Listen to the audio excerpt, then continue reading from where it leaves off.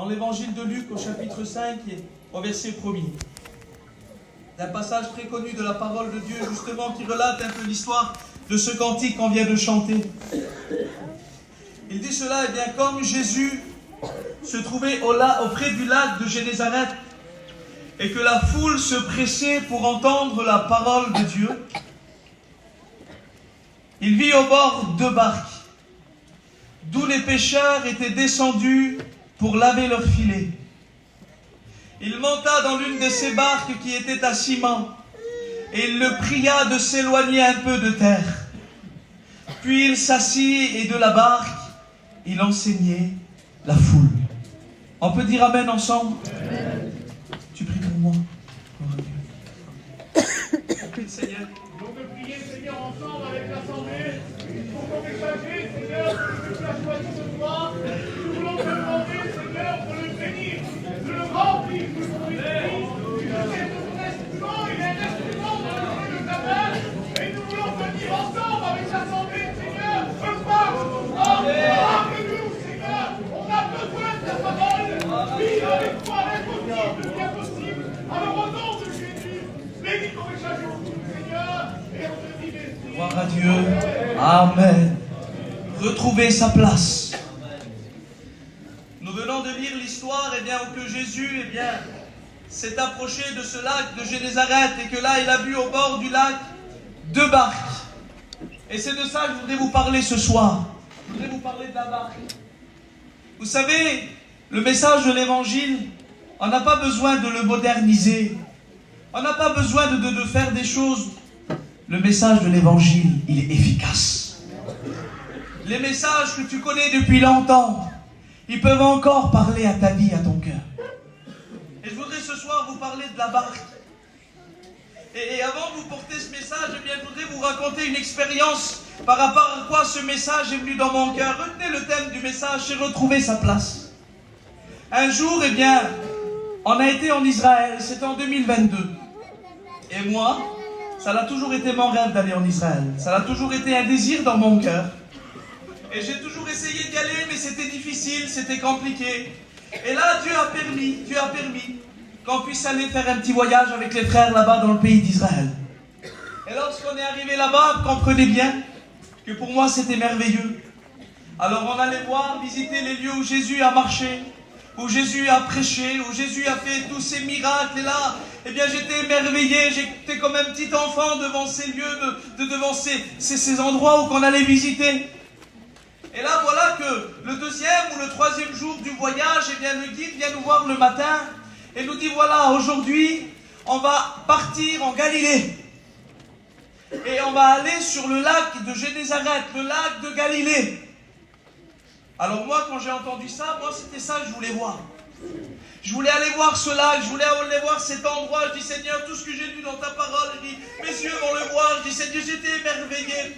Et là, voilà qu'on est dans le bus, direction, le lac de Galilée.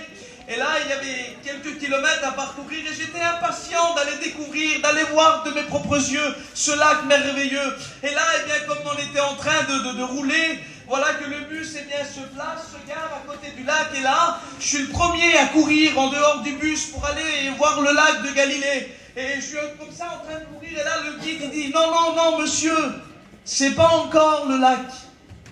Il dit, avant d'aller sur le lac de Galilée, je vais vous faire visiter un petit musée qui est juste au bord du lac. Et il y a des choses que vous allez voir à l'intérieur. Alors moi, je n'étais pas trop intéressé par le petit musée. Moi, je voulais aller voir le lac de Galilée. Mais obligé de suivre le guide. Comment voulez-vous faire? Alors on suit le guide, nous. Alors il nous ramène dans le petit musée. Et là, on arrive dans le musée. C'était pas très grand. Il n'y avait pas grand-chose à l'intérieur. Et là, je dis, Seigneur, on va s'ennuyer. Et là, en rentrant dans le musée, il y avait une pièce centrale, vous savez, une pièce maîtresse dans ce musée. C'était quelque chose, c'était la pièce principale du musée. C'était une barque. Ceux qui ont été en Israël le savent. C'était une barque. Pas comme celle-ci qui est ici, elle était beaucoup plus endommagée. C'était une barque qui était rafistolée, on voyait qu'il y avait des morceaux de fer, on voyait qu'elle avait été bricolée, on voyait qu'elle avait été remise en pièces, mais bon, c'était pas trop ça. Et là, à côté de cette barque, le guide va se mettre à côté, il va nous expliquer.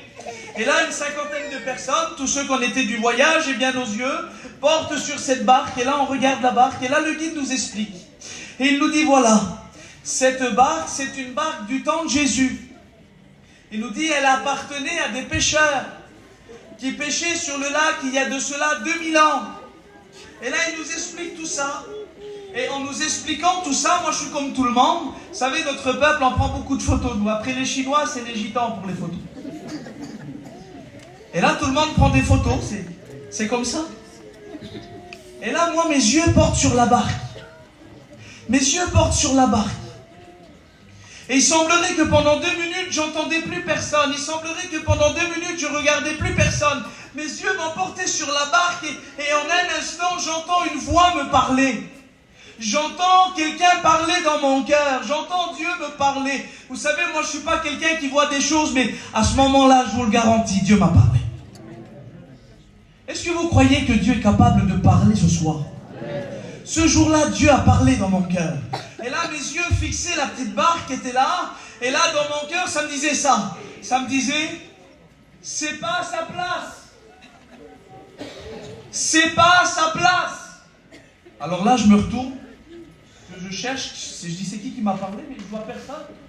Et là, je regarde encore une deuxième fois la barque. Et dans mon cœur, ça me parle. Et ça me dit ça. C'est pas à sa place. Et ça résonne dans mon cœur. Alors, je comprends rien. Le guide, il finit de parler, on va sur le lac de Galilée, et là, on passe une journée bénie, une journée remplie de Dieu. Et là, le soir, il était à peu près 9h du soir, on était dans le bus, direction Jérusalem, pour rentrer. On était tous fatigués, et là, j'étais assis, et je repassais la journée dans mon cœur, toutes les expériences qu'on a vécues. Et là, dans mon cœur, vient l'expérience du musée de l'après-midi. Où j'ai vu cette barque, et où dans mon cœur, il y a cette voix qui disait ça, c'est pas sa place. Et là, j'ai commencé à réfléchir. Et dans mon cœur, je me suis dit, ben Seigneur, je me suis permis d'imaginer un petit peu, de penser un petit peu. Je me suis dit, si on nous a dit que cette barque était une barque au temps de Jésus, qui appartenait à des pêcheurs qui pêchaient sur le lac de Galilée, je me suis dit, peut-être que c'était la barque de Pierre. Je dis, peut-être, Seigneur, c'était peut-être la barque de Pierre. Et je dis, si c'était la barque de Pierre, admettons. Ah ben cette barque-là, c'est cette barque qu'un jour Pierre a pêché toute la nuit. Et que toute la nuit, il a jeté le filet. Et qu'il a essayé de prendre des poissons. Et que là, eh bien, toute la nuit, lorsqu'il ramenait le filet, il n'y avait rien. Et il réessayait, mais à chaque fois qu'il essayait, il échouait. C'était difficile pour lui, c'était compliqué. Et la Bible dit que toute la nuit, il n'a rien pris. Depuis combien de temps, toi, tu essayes de faire des efforts? Depuis combien de temps tu essayes de prendre des choses en Dieu? Depuis combien de temps tu essayes de s'en sortir? Mais tu n'y arrives pas. À chaque fois que tu essayes, tu n'y arrives jamais. À chaque fois que tu essayes de t'en sortir, on dirait que tu es attaché. On dirait que tu n'arrives pas à t'en sortir. On dirait que c'est toujours compliqué pour toi. Parce que l'échec est là et c'est difficile. Mais la Bible dit que Jésus va s'approcher de Pierre. Est-ce que vous croyez que Jésus est en train de s'approcher de nous ce soir? Il va lui dire, Pierre, avance en pleine eau et jette ton filet. Et Pierre va dire, mais Seigneur, on a pêché toute la nuit, on n'a rien pris. Mais sur ta parole, Seigneur, parce que tu l'as dit, je vais le faire. Et la Bible dit que lorsque Pierre va jeter le filet, il va prendre une grande quantité de poissons. Bien, j'aimerais te dire ce soir, peut-être que tu as souvent essayé et tu as échoué. Mais si ce soir Jésus te le demande, tu vas réussir. Alors je me suis dit, Seigneur, si c'était la barque de Pierre, ah ben c'est dans cette barque aussi qu'un jour, eh bien, les disciples étaient dans la barque et Jésus dormait. Et que là, eh bien, il y a une tempête qui est venue sur le lac de Galilée. C'était difficile parce que les vagues rentraient dans la barque. Et c'était compliqué, Seigneur. Et les disciples avaient peur parce que c'était agité, ça bougeait. Je ne sais pas comment c'est chez toi, mais peut-être qu'il y a des tempêtes qui se sont levées. Peut-être eh bien qu'il y a un trouble, une agitation qui est venue. Oh, peut-être que c'est difficile, que c'est instable. Peut-être que tu as peur, peut-être que tu es inquiet. Peut-être que c'est difficile en ce moment parce que les tempêtes sont là. Mais la Bible dit que les disciples vont aller réveiller Jésus. Et lorsqu'ils vont aller réveiller Jésus, Jésus va se réveiller. Il va se lever. Et il va menacer le vent et la mer. Et il va dire, silence, tais-toi. Et là un calme se fait. Avant d'écouter la voix de Jésus, le vent a écouté la voix de Pierre, il ne s'est pas arrêté. Il a écouté la voix de Jean, il ne s'est pas arrêté. Vous savez pourquoi le vent et la mer se sont arrêtés? Parce que c'était leur Créateur qui parlait à ce moment. Alors je me suis dit, Seigneur, si c'était la barque de Pierre, c'est aussi cette barque-là où un jour, Jésus, c'était la nuit comme ça et c'était compliqué. Les disciples, étaient là au milieu du lac, il y avait une tempête et là, Jésus va arriver vers eux marchant sur l'eau. Et les disciples ont peur parce qu'ils ne savent pas qui c'est. Ils croient que c'est un fantôme. Mais Jésus s'approche et dit, n'ayez pas peur, c'est moi. Bien, j'aimerais te dire que si tu as peur, Jésus s'approche de toi et te dit, n'aie pas peur. Comme il l'a dit à Kevin dans sa situation qu'il vivait. Cette femme l'a appelé et a dit, n'ayez pas peur, monsieur. Parce que si lui est près de nous, on n'a pas à avoir peur. Vous savez, le texte littéral, il ne dit pas Pierre. Il ne dit pas, n'ayez pas peur, c'est moi. Le texte littéral, c'est n'ayez pas peur, je suis. Je suis Dieu. Je suis capable. Dieu est capable. Et là, Pierre va dire, Seigneur, si c'est toi, ordonne que j'aille vers toi sur l'eau. Quelque chose d'impossible, Seigneur, impossible de marcher sur l'eau. Jésus va lui dire, tu veux venir, Pierre, viens. Et là, la Bible dit que Pierre va marcher sur l'eau. Je crois que le mot impossible n'existe plus. Si on lui fait confiance, on pourra marcher sur l'eau. C'est possible de vivre des expériences glorieuses avec Dieu. Alors je me suis dit dans mon cœur, Seigneur, si c'est ça, Seigneur, si la petite barque pourrait parler, si la petite barque pourrait nous raconter tout ça, je dis, combien de choses qu'elle aurait vues, combien de choses qu'elle aurait dit. Mais vous savez, cette barque-là, je ne sais pas, peut-être que par rapport à un problème qui est survenu, je ne sais pas, peu importe quelque chose, mais elle a commencé un jour certainement à se fissurer. Et lorsqu'elle s'est fissurée, le guide nous disait que cette barque s'est commencée à s'enfoncer. De plus en plus, elle s'est retrouvée au fond du lac de Galilée, cette petite barque, dans les ténèbres le plus total, dans le noir le plus total, où plus personne ne la voyait. Cette barque est restée pratiquement 2000 ans sous l'eau, et là elle était tout endommagée, elle était brisée, il y avait des dégâts, elle était fissurée. Et peut-être que toi, alléluia, peut-être que toi qui es là ce soir, peut-être que toi aussi avant tu as vivé des moments glorieux avec Dieu. Peut-être que toi aussi, tu vivais des moments bénis avec Dieu. Peut-être que toi aussi, il y avait la paix chez toi. Peut-être que toi aussi, il y avait le bonheur chez toi. Parce que vous savez, Dieu a formé des projets sur nos vies. Il l'a dit dans Jérémie 29:11. Il va dire, car je connais les projets que j'ai formés sur vous, dit l'Éternel. Projets de paix et non de malheur, afin de vous donner un avenir et de l'espérance. Le monde donne des projets, mes frères. Le monde donne des idées. Mais il n'y a que Dieu qui donne un avenir. Et je voudrais m'adresser à quelqu'un ce soir en particulier, peut-être à un foyer, peut-être à quelques personnes qui sont là et qui vivaient avant la vie de Dieu, qui vivaient avant l'extraordinaire de Dieu, qui vivaient des expériences avec Dieu, qui étaient remplis de Dieu. Oh, à ceux qui peut-être un jour étaient brisés dans une réunion et qui ont dit, Seigneur, aujourd'hui je te donne mon cœur, aujourd'hui je te donne ma vie, Seigneur, aujourd'hui je suis un chrétien, aujourd'hui je suis une chrétienne. Oh, ce jour où tout allait bien, ce jour où tu étais heureux, heureuse. Oh, ce jour où tout était bon chez toi. Oh, ce jour où tout allait bien. Ce jour où il n'y avait pas de problème. Ces jours où il n'y avait pas de difficulté. Oh, ces jours où tu étais la petite barque sur le lac de Galilée. Tout allait bien pour toi. Mais comme le cantique le dit, brusquement, sans prévenir, parce que le monde ne prévient pas. Le monde ne fait pas de cadeaux. Le monde est méchant. Brusquement, sans prévenir, le ciel bleu qu'il y avait dans ta vie, la petite barque qui était sur l'eau là, où tout allait bien, et bien un vent est venu. Oh, ça a commencé à s'obscurcir, et l'orage fut dans ta vie. Et ce jour, souviens-toi de ce jour où tout a basculé. De ce jour où tu as commencé à te briser à l'intérieur de toi, où ce jour où ton cœur a commencé à se briser, par rapport à quelque chose qu'on t'a dit, par rapport à quelque chose qu'on t'a fait, par rapport à une injustice que tu as vécue. Je me l'ai dirigé par le Seigneur. Je voudrais vous prêcher le message qu'il y a dans mon cœur, par rapport à quelque chose qui s'est passé dans ta vie, par rapport à un problème avec tes enfants, avec ta belle-fille, avec ton beau-fils. Oh, par rapport peut-être à une maladie qui a frappé, comme Kevin l'a dit, les paroles d'un docteur, les paroles d'un médecin. Oh, peut-être ce jour où tu as dit, je pardonnerai plus, c'est fini, c'est terminé. Oh, ce jour, alléluia, où bien la tristesse, l'angoisse, l'amertume, la dépression, la querelle est rentrée dans ton cœur, dans ton foyer, dans ta vie. Ce jour où ta petite barque s'est fissurée, ce jour où ta petite barque a commencé à se briser, ce jour où ton cœur a commencé à se meurtrir, à se briser à l'intérieur de toi. Et tout doucement, regarde ce que tu as fait. La petite barque, elle était sur l'eau.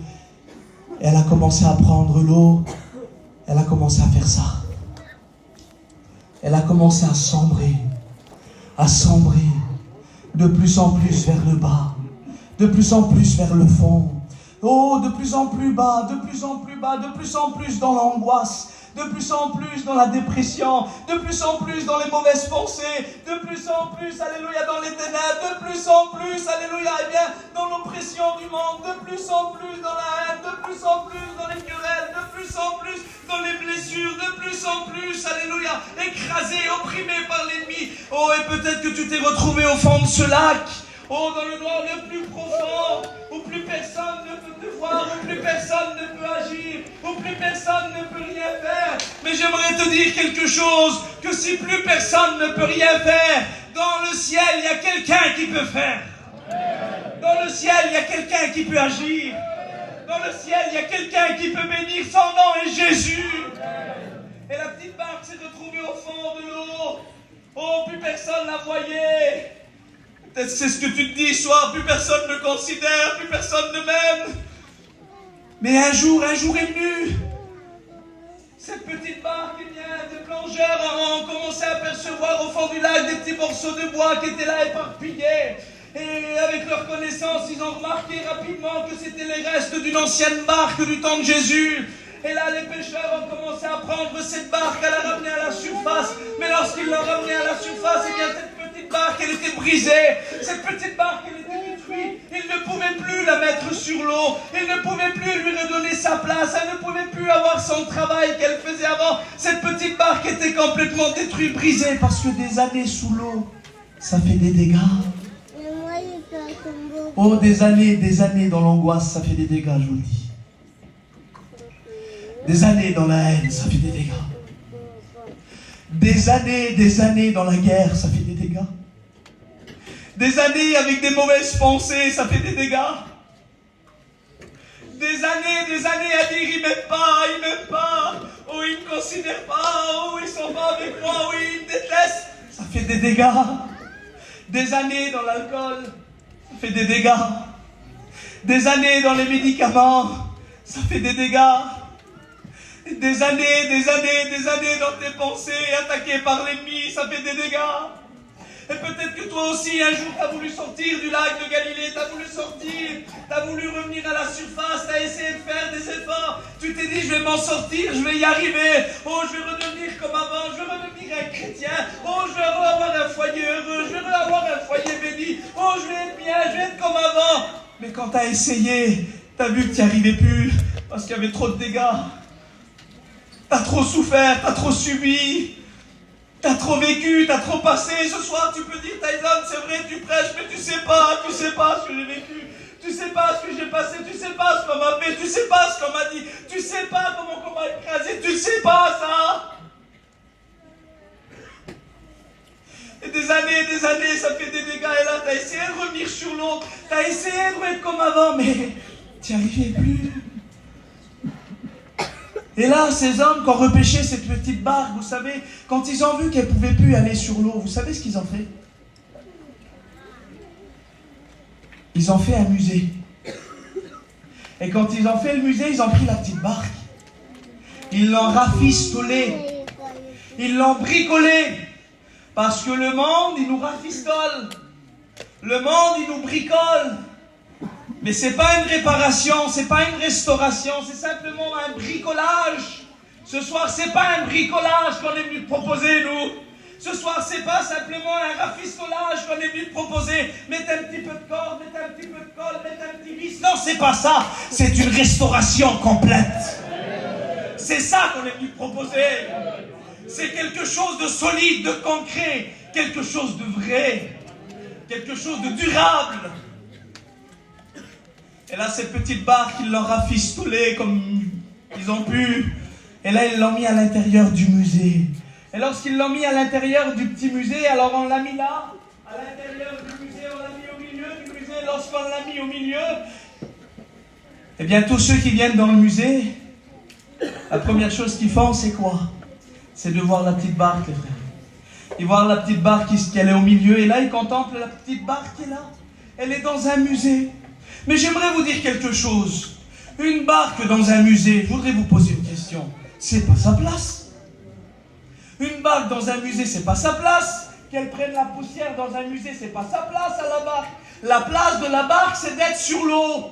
La place de la barque, c'est de transporter des pêcheurs. La place de la barque, c'est d'être mouillé. La place de la barque, eh bien, c'est qu'il y ait du poisson à l'intérieur. C'est pas qu'elle soit dans un musée, qu'elle soit renfermée, qu'elle prenne la poussière avec des toits de l'araignée. C'est pas sa place. Eh bien, j'aimerais te dire, mon frère, ma soeur, que c'est pas ta place, l'angoisse. C'est pas ta place, la dépression. C'est pas ta place, les mauvaises pensées. C'est pas ta place les pensées de suicide, c'est pas ta place les divorces, c'est pas ta place la querelle, c'est pas ta place la guerre. Ta place c'est d'être sur l'eau de la parole, ta place c'est d'être dans l'évangile, ta place c'est d'être dans les choses de Dieu, c'est ça ta place. C'est ça la place que Dieu t'avait donnée, c'est ça les projets que Dieu avait pour toi. Mais le monde aujourd'hui, tellement les problèmes et les difficultés t'ont renfermé à l'intérieur d'un musée, le musée de l'apparence. Je vais donner un nom, moi, le musée. Il s'appelle le musée de l'apparence. C'est quoi l'apparence? Le musée de l'apparence, quand tu as essayé de revenir sur l'eau, toi, l'ennemi, il est venu vers toi, il t'a dit, et toi, tu n'y arriveras jamais. Toi, laisse tomber. Ah, toi, tu n'y arriveras pas. Et toi, tu as écouté la voix de l'ennemi. Et tu t'es dit, mais comment je vais faire alors? Si je ne peux plus retourner sur l'eau, parce que l'ennemi, il nous trompe, il nous dit qu'on ne peut plus revenir à Dieu. C'est un menteur. Je le dis soir, le diable est un menteur. Tu peux revenir. Tu peux revenir. Tu peux être béni. Tu peux revenir à Dieu. Tu peux être rempli du Saint-Esprit. C'est possible. Oui, c'est possible, je le sais. C'est possible. Mais tu as écouté les mensonges de l'ennemi et tu as dit, comment je vais faire si je ne peux plus aller sur l'eau? C'est ce qu'il t'a dit, l'ennemi. T'as dit, tu peux plus aller sur l'eau? C'est pas grave. Viens. J'ai créé un musée pour toi. Et qu'est-ce que je vais faire dans le musée? Ah dans le musée, tu vas faire croire que tout va bien. Tu vas faire croire que tu es heureux. Tu vas faire croire que tu es heureuse. Ah, tu vas faire croire que ton foyer, c'est le foyer le plus beau. Et quand on viendra te voir, alors tu te mettras comme ça, au milieu du musée. Et quand on te posera la question, comment ça va? Tu diras, tout va bien. Tes enfants, ça va? Tout va bien. Ton mari, ça va? Tout va bien. Ta vie chrétienne, ça va? Tout va bien. Ton ministère, ça va? Tout va bien. Tout va bien. Tout va bien. Et on sourit toute la journée comme ça. Tout va bien, mon foyer, c'est le plus beau, je suis le plus heureux. Mais j'aimerais vous dire quelque chose.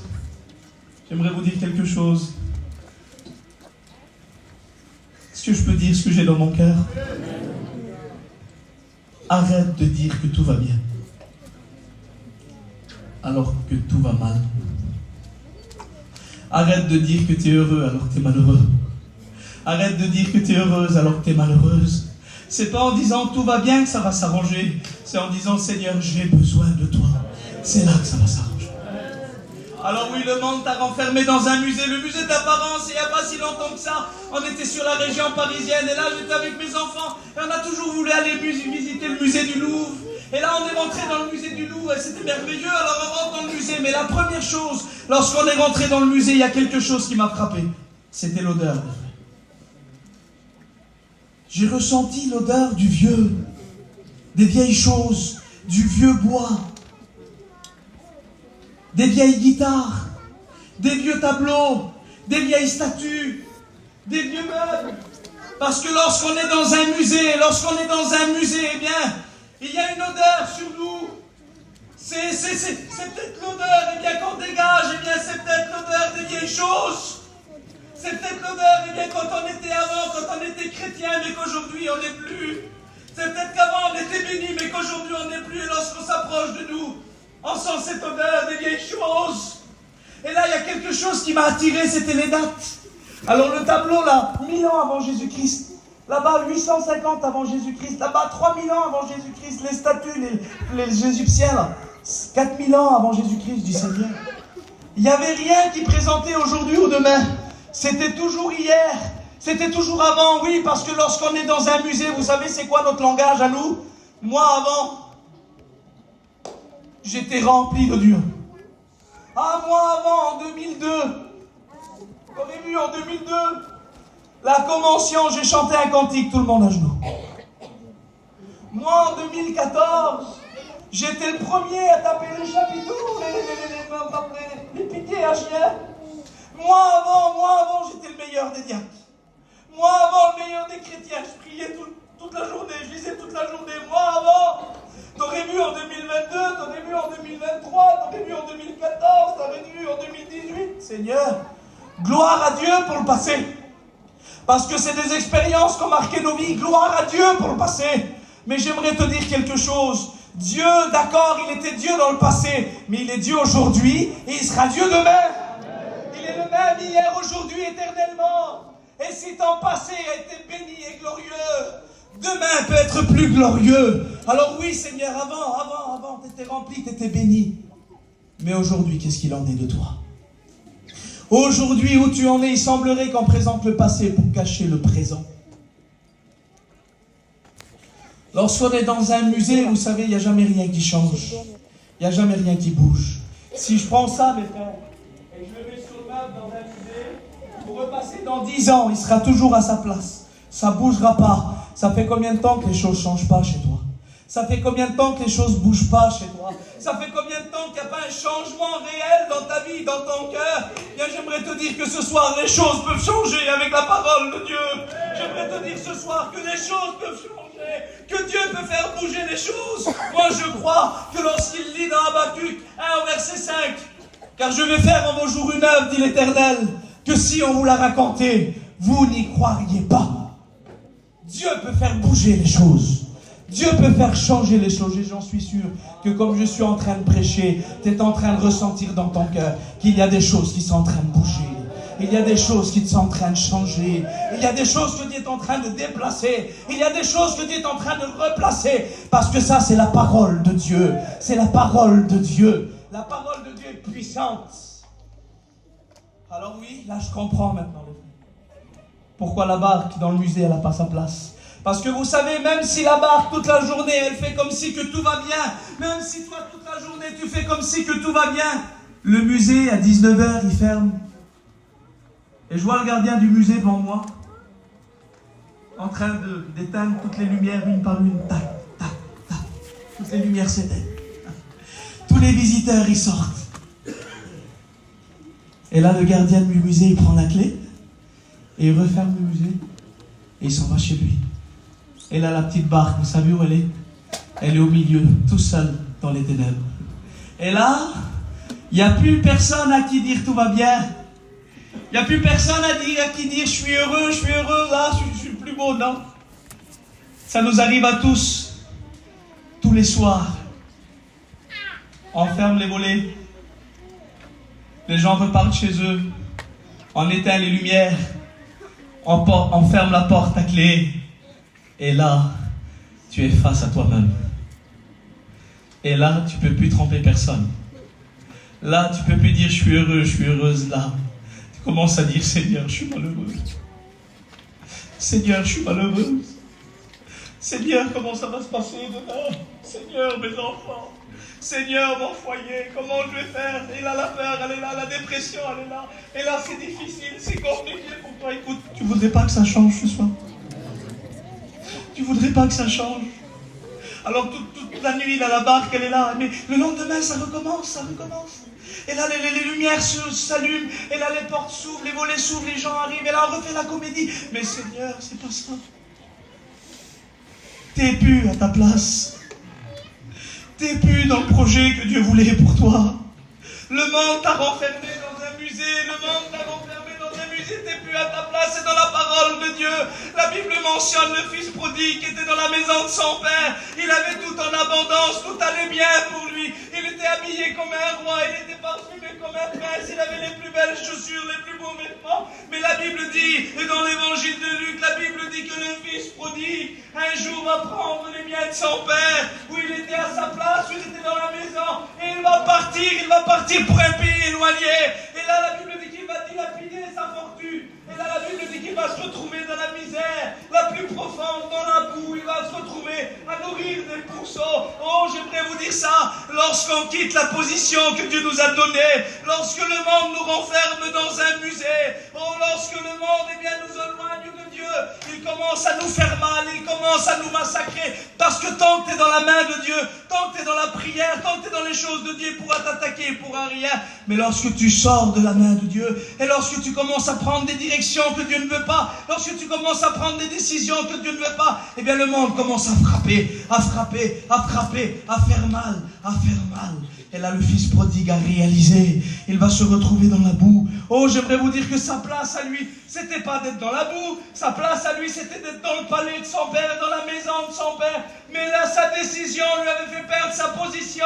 Et là, il va se retrouver dans la boue. Et là, la Bible dit que le fils prodigue va avoir faim. Il n'a plus un sou en poche. Il n'y a plus personne pour l'aider. Il est là dans la misère la plus profonde. Oh, il est là dans la souillure la plus profonde. Et là, il voit les pourceaux se nourrir. Et comme il voit les pourceaux se nourrir, le fils prodigue dans son cœur, il a faim. Et il dit dans son cœur, je voudrais manger ce que lui mange. Je voudrais manger les carouges, me rassasier de ce que les pourceaux ils mangent. Parce que dans son cœur, vous savez, un chrétien, il est symbolisé comme une petite brebis toute blanche, toute propre. Mais le fils prodigue, tellement que le monde l'avait dévalorisé, tellement que le monde l'avait écrasé, tellement que le monde l'avait fait mal, il se regardait même plus comme une brebis, il se regardait comme un pourceau, il se regardait tellement sale, tellement inutile, il se dit, je vaux pas mieux qu'eux, moi. Et la Bible dit que lui, dans son cœur, il était là, il voulait se nourrir, mais personne ne lui en donnait, dit la Bible. Et je voudrais vous dire ce qu'il y a dans mon cœur, une pensée que Dieu m'a donnée. Vous savez pourquoi on ne lui a pas donné la nourriture des pourceaux au fils prodigue? Vous savez pourquoi? Parce que c'était pas pour lui. Parce que même s'il était sale, même s'il était meurtri, même s'il était blessé, même s'il avait mal agi, il n'était pas un pourceau. Il était quand même la brebis de Dieu. Il était quand même un enfant de Dieu. Eh bien, j'aimerais te dire, même si le monde t'a écrasé, même si le monde t'a fait mal, même si le monde t'a détruit, même si le monde t'a brisé, t'es pas un pourceau, t'es une brebis de Dieu. Peut-être blessé, peut-être abattu, peut-être sali, mais quand même une brebis de Dieu. Et pour toi, c'est pas la nourriture des pourceaux, c'est le pain du ciel. Gloire à Dieu. Je voudrais qu'on dise Amen. Je ressens une onction de Dieu. Je ressens une action de l'esprit. Et là, le fils prodigue va rentrer en lui-même. Et il va se dire en lui-même, mais c'est là, mais qu'est-ce que je fais ici, moi? Il va dire, qu'est-ce que je fais là? Il dit, chez mon père, là-bas. Il se rappelle qu'il a un père. Il se rappelle qu'il a un père. Quand il était dans les bars, là-bas, il se rappelait pas qu'il avait un père. Quand il était avec ses copains, il se rappelait pas qu'il avait un père. Mais quand il était dans la misère la plus profonde, il s'est rappelé qu'il avait un père qui était riche. Eh bien, j'aimerais te dire ce soir, mon frère, ma soeur, toi qui es là, foyer qui est là, il y a quelqu'un dans le ciel qui est ton père, il s'appelle Dieu. Il est le créateur des cieux et de la terre. Il est celui qui a tenu les étoiles dans ses mains et qui les a dispersées dans l'univers. Il est celui qui leur a donné un nom à toutes. Il est celui qui dit et la chose arrive. Il est celui qui ordonne et elle existe. Il est l'alpha et l'oméga. Il est le commencement et la fin. Il est le Dieu tout-puissant. Il est le roi des rois. Il est le Seigneur des seigneurs. Il est ton Père. Et il est riche. Il est riche. Et il t'aime. Il t'aime. Il t'aime encore. Oui, il t'aime encore. Et je vois le Père devant moi dans l'histoire du fils prodigue. Il était là à attendre son fils. Il était là à l'attendre. Et là, à un moment donné, le fils prodigue, il est là dans la boue du péché. Il se souvient qu'il a un père qui est riche, que son père dans sa maison, il y a du pain en abondance. Et il dit, moi ici, je meurs de faim. Il dit, moi ici, qu'est-ce que je fais ici, moi? Il dit, qu'est-ce que je fais là? C'est pas ma place c'est d'être là-bas vers mon père. Alors il dit, je vais me lever. Il va prendre une décision. Il faut que dans cette réunion, tu prennes des décisions. Il faut que dans cette réunion, tu prennes des résolutions. Il va se lever, il va dire, chez mon Père, il y a du pain en abondance. Alors je vais me lever et je vais dire à mon Père, j'ai péché contre le ciel et contre toi. Je suis plus digne d'être appelé ton fils. Mais je veux revenir à la maison. Je veux revenir à la maison. Je veux sortir du musée. Je veux sortir du musée. C'est pas ma place, le musée. C'est pas ma place, l'angoisse. C'est pas ma place, la dépression. C'est pas ma place, le découragement. Je veux revenir dans les mains de mon Père. Je veux revenir dans les bras de mon Père. Alors il va se lever, imaginez-vous comment qu'il est brisé, comment qu'il est détruit, comment qu'il est anéanti. Oh, peut-être qu'il arrive à peine à marcher, il est maigre, il n'a plus de force. On ne le reconnaît plus. Mais dans son cœur, il prend la direction de revenir à la maison. Et là, comme il est loin, comme il a une distance éloignée, la Bible dit que le Père va voir son Fils de loin. Peut-être que les serviteurs ne l'auraient pas reconnu. Peut-être que les gens qui étaient là ne l'auraient pas reconnu, mais le cœur du Père a reconnu le Fils, a reconnu son Fils. La boue, le péché, la souillure, les dégâts, la destruction. Il n'avait pas enlevé l'identité du Fils. Il était toujours le Fils de son Père. Et son Père l'aimait comme avant. J'aimerais te dire qu'il t'aime. Et ça, c'est l'amour de Dieu. Nous, on juge, nous, on regarde à l'apparence. Mais ce que le frère, il dit dans la parabole, ce que le frère, il dit, ça compte pas. C'est ce que le Père, il dit qui compte.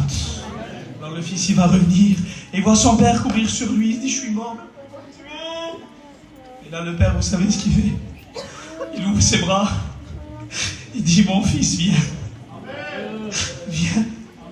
Il y a longtemps que je t'attends. Viens. Là, le Fils, il vient dans les bras de son Père. Le Père l'embrasse. Je voudrais vous poser une question. Est-ce que vous voudrez venir dans les bras du Père ce soir? Est-ce que tu voudrais venir dans les bras du Père? Je voudrais que tu lèves ta main. Si tu voudrais venir dans les bras du Père, Dieu te voit. Dieu te voit, Dieu te voit, Dieu vous voit, Dieu vous voit.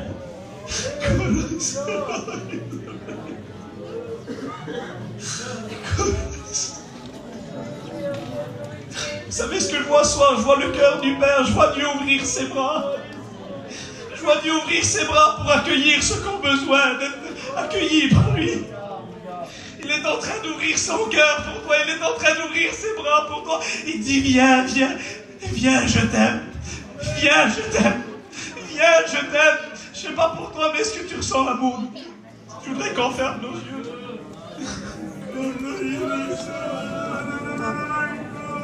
Est-ce que je coupe maintenant?